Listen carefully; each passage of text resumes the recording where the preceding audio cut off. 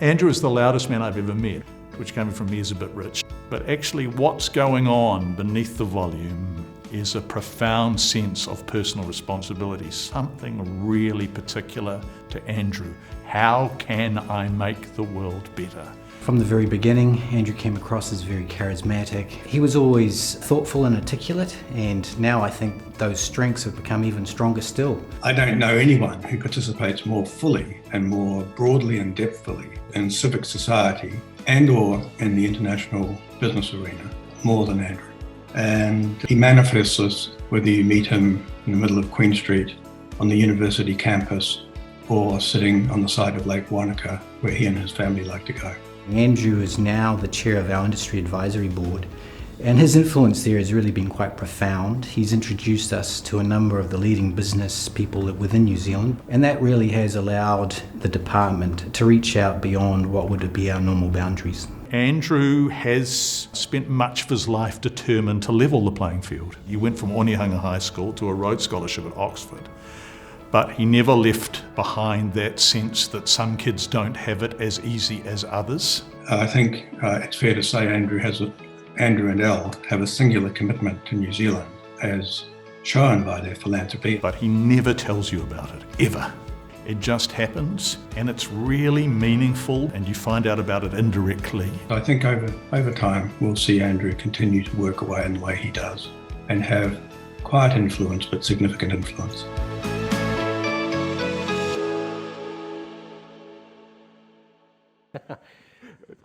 I asked Helen how her COVID year has been, so I'm going to ask you too. Where were you and what happened when you hit lockdown?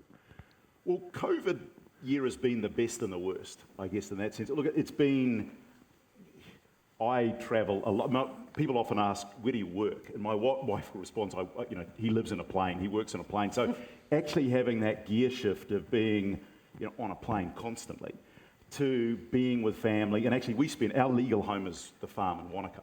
So we spent lockdown in Wanaka. So for me it was the most extraordinary with family, with the nature. But then given everything that was going on, I described it as constantly working on the weekend, that you were Wanaka and then back on Zoom. So it was the best and it was the worst. But it's been, I do think for all of us, it does reset what really matters. Mm-hmm. And you cherish what we have in New Zealand. And I guess for me in those early days, being on Zoom calls and seeing the reality of what was happening to your colleagues in New York and the like, and the same with India with today. So I think there's also just an incredible sense of being so profoundly blessed. I have a feeling that because of what's happened here, we don't quite understand how it's been for a lot of people overseas. Is that your experience from Zooming so much? Yeah, and again, I think we've been incredibly blessed in what we have here. I think sadly the inequality of COVID, I mean, if you have a loving family, if you have a home, being locked down is not great, but it's not the end of the world. If you're living in a shoebox apartment in one of the great cities of the world on your own in poverty, it's not great. And I think that's where we've been so blessed. But there's also a responsibility that I don't think we can also just lay back and say we've got it so good. I think we've got a responsibility to engage as well. Let's talk about you for a minute. You've made your career in business consultancy, but actually graduated as an engineer. Yeah. Do you still think of yourself as an engineer in any way? No, look, absolutely. And there is a wonder of the engineering, there's a fascination with making things work, with solving real problems that I do think is magical about an engineering tradition. Now, it has its flip side. I remember arriving as Oxford as a newly minted engineering student and being determined to solve the world's problems. In my first essay in Oxford, you get to write your essay and read it to your tutor. And I was studying empirical philosophy. And my first essay was, I was determined to prove the existence of God.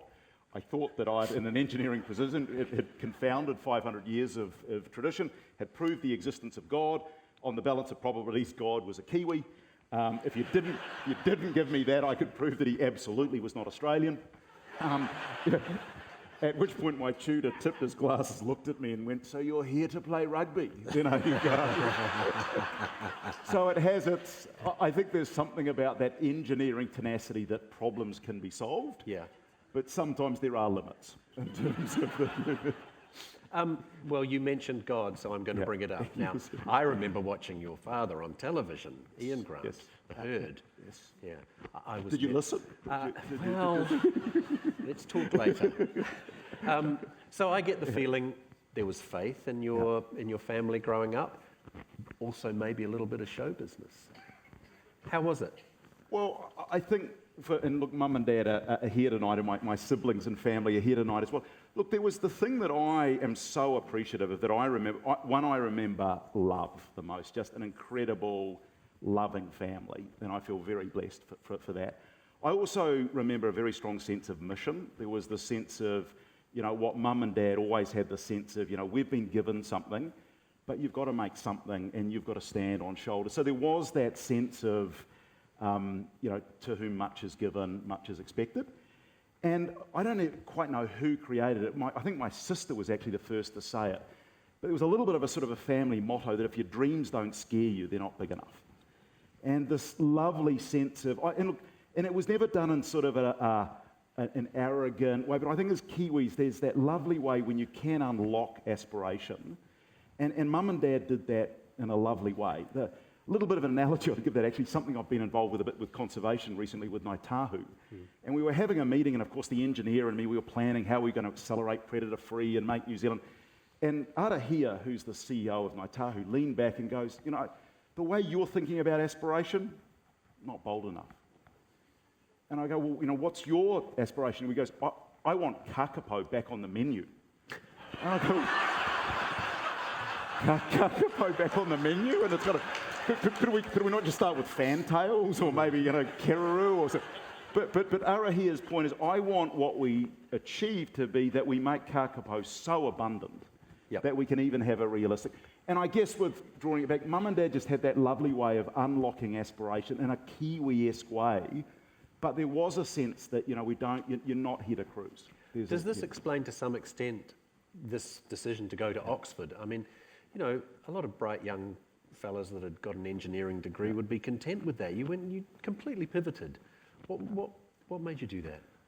Well, back to the seeds of aspiration, and I think it was really interesting hearing with Helen. I mean, there is something about it. I mean, I'm a great believer that humanity needs adversity. There's something about adversity that unlocks something. And I showed up at Onehunga High School. I went to a rural school originally. I didn't pay a lot of attention to what was going on. Showed up at Onehunga High School. First thing they do is give you a spelling test. And I got a spelling age of 7.5 or something and was, bottom class or close to the bottom class. Come home, utterly depressed that I'd sort of let Mum and Dad down, etc. And I remember Dad saying, don't worry, son, one day if you work hard, if you strive, you could become a Rhodes Scholar. And my interpretation was, Dad, thanks, mate. I mean, you think I can just work on the roads? I mean, I think I've at least got a slightly better shot than... So there was always a little bit of that seed that had been sown. And look, I inquired and was interested. But it was actually also the other thing that I've been very blessed with is some great mentors. And I didn't know that you reached out to Sir John Hood, but Sir John's been one of those people along the way that has just nudged and said, hey, listen, you're probably good enough. You could actually look here. And I feel a great responsibility as well that I've had several mentors like that have nudged me at the right time. And Sir John was one of those, and that's largely the reason that I really explored it. That degree that you did, PPE, which has come to mean something else, politics, philosophy and economics, I think that's, it's a very interesting degree. It's got a very, it's quite ambitious for its students. Yeah. What impact did it have on you? Well, the theory of the case with a PPE is that if you ask an economic question, typically there's a political underpinning. Likewise, if you ask a political question, typically there's a philosophical foundation. So there's always the striving to unpeel the onion to, well, what's really going on? What's really behind that? What really are the assumptions? And that's been the great, certainly in the profession that I am in, that we really we solve problems, but we really, before you can solve the right problem, you have to ask the right question. And I think the thing that the degree really gave me was that ability to ask the right questions and to continue to probe. But I also think engineering does that. I mean, again, you can't build a bridge if you don't actually understand where the bridge is going to be and where the context is and the like. So, did you know about McKinsey when you were a young Rhodes Scholar? Was it a natural path to end up there? Or? Well, I came to, no, I mean, look, there's two reasons for it. Actually, again, with Dad, I remember with the not-for-profit that Mum and Dad led, it grew like mad, and there were a few sort of organisational tensions. And I remember Dad reading a book called In Search of Excellence to literally sort of teach himself on what steps he might need to make. And that was kind of probably the first great business book. Well, certainly the mainstream business, and that was a McKinsey book, so I'd heard about that. Right. But if I'm honest, at Oxford, there was a dinner party being held. David Kirk showed up, and David Kirk, was the sort of rock star. And there were almost as many people around David as there were around Ashley tonight. And David said, "Listen, you should." I'm having because he was with McKinsey, so I'm having a fantastic experience. Why don't you come and have lunch in London? Yeah. And so that was largely it. For people that aren't familiar with McKinsey, What's your elevator pitch? Because I know that there's a lot of history there, but how do you describe the company? Look, I would say that it's an organisation that fundamentally believes in young talent. And the simple secret that we've found over the years, if industry trusts a 40-year-old to do something, we trust a 30-year-old to do the same thing. Likewise with a 30-year-old and a 20. So there's something about a belief that young talent with the right support is capable of a lot more. What about the pressure side of that? Doesn't McKinsey have a sort of up or out? Yeah, no, we do, but philosophy? There's also, I guess we have more of a sports team. If you think of, how do the best teams get the best out of humans? We do have that. So it's a demanding environment. But when we say the up or out, we've produced more chief executives than any other company on earth, so the out isn't the street. No. It's, these people go on to achieve, wonderful things. And in many respects, we're most proud, like any great university, we're actually most proud of our alumni. Yeah. In many respects, more than the people that work for us. So this job has taken you Tokyo, London, Santiago, Auckland, Sydney, probably other places, Shanghai. That's a lot of change and upheaval, just at a personal level. Yeah. Some people wouldn't cope. How do you and the family manage? Well, where Helen went eventually as well, I married above myself. So that was a very, very wise decision to do. But look, quite seriously with Elle made it an adventure for the family. Elle left to play tennis, in her teens to the US. So Elle's always had this incredibly agile, it's an adventure, let's make it work. I must admit, when our dogs were dog-napped in Shanghai, it nearly got to breaking point, but other than that... Did you get them back? We got them back, although we did discover that the people that took them ended up being we were introduced to the vigilante group that rescued dogs. We found out they were actually part of the same ecosystem. But fortunately, when we did get our dog back at 3 a.m. in the morning, they were full service criminals because the dog was washed, cleaned, in better condition than we had done. So look, it's had its moments, but I think as a family, it's made us. We're a very tight, and particularly with the five children, with by five the way. Kids. That so moving house isn't a simple operation. Isn't a simple, but it's been an adventure, and I have to say, Elle's just been extraordinary, but also the kids have been, we've made it an adventure, and I'm so proud of the global human, characters and personalities that they've become as well. So. Look, I know it's a huge topic, so 25 words or less. You've worked in China a lot. Yeah. We hear a lot about the Chinese century. What do New Zealanders need to think about China right now? Yeah. Well, a couple of things I would say. One is, from the time of Christ until 200 years ago, China was nearly 50% of the world. So this is not the new rise of China. This is China returning to what were very long-run norms. The second thing I would say is, there are eras. And when you look at China's since Deng Xiaoping, and particularly China's had some very good leaders, it's not had some such great leaders. So it's just like every other country that has some good leaders and has some not so good leaders. You can infer from that what I think about the current leadership. The second thing that I would also say about it is don't think about China just as China. The Chinese people are almost whatever you say about China is true. It's so large, it's diverse, it's changing so quickly. And I think it's incredibly important to engage at the level of the citizen, not just at the level of the state. And as per, I think, in where I would really congratulate the Biden administration, it's going to be tricky, and we're going to have to, but with China, I don't think we can think about it as just one issue. On climate change, I think there's enormous opportunity for collaboration. On Xinjiang and human rights, we are going to have fundamental differences. On trade, I think there's opportunity. On tech decoupling, I'm concerned about where it's going.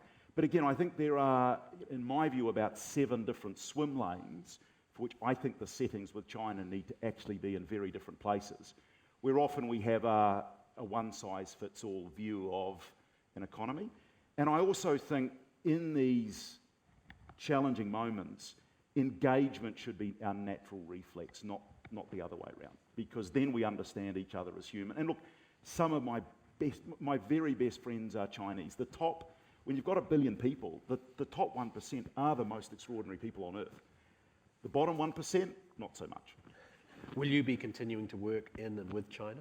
Absolutely, but with these, across these swim lanes in very different ways, and depending on what that swim lane is. So just personally, you've now, we've just scratched the surface of what you've achieved, but you can now add distinguished alumnus to that list. How did you feel when they told you you're going to get a medal? Well, I'm incredibly humbled, and humbled by also those that have received it, humbled given who's receiving it alongside it, but also just enormous gratitude for what the university has given, but also enormous gratitude to my family, to my parents, to the school. Just what I do feel that I've been given an enormous amount, and this adds to that sense of blessing, but also adds to the sense of responsibility as well. Nice. Congratulations. Thank you very much. Andrew Grant. Thank you so much. Thank you. Thank you. Thank you.